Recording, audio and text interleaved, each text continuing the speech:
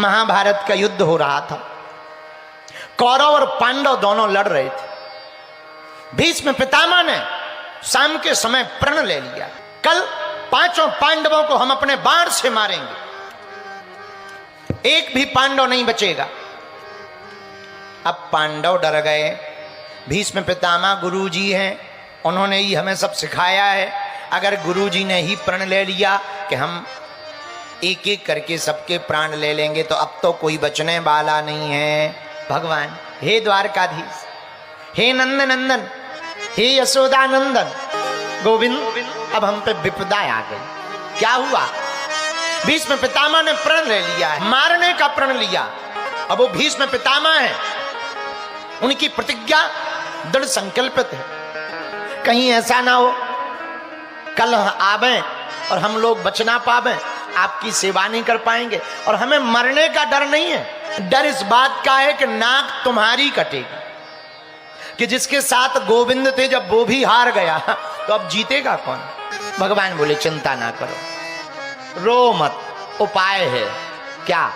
रात को बताएंगे। अंधेरा छाने लगा, सूर्य अस्त हो गया। भीष्म पितामह के पास भगवान द्वारकाधीश ने जाने का प्लान बनाया, पर गए कैसे? द्रौपदी जी को बुलाया, इधर आओ, तुम हमारे साथ चलो, जो आज्ञा महाराज। पर सुनो, ऐसे मत चलो, घूंघट डालो, घूंघट। और जैसे ही घूंघट डाल करके भगवान ले गए, भीष्म पितामह सामने बैठे थे। भगवान ने कहा, द्रौपदी जाओ, चरण पकड़ करके प्रणाम करो, और खूब चरण भाव श्रद्धा पूर्वक पकड़ना।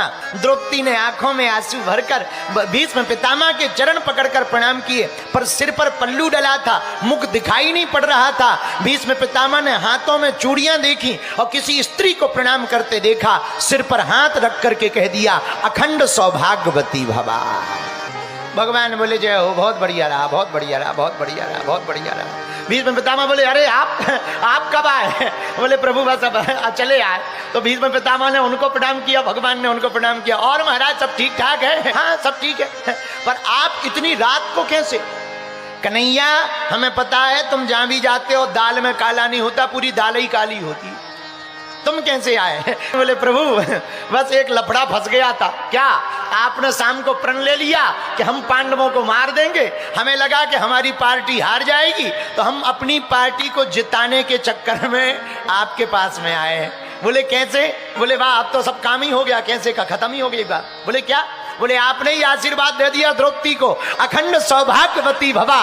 अब आपका आशीर्वाद तो टल नहीं सकता है।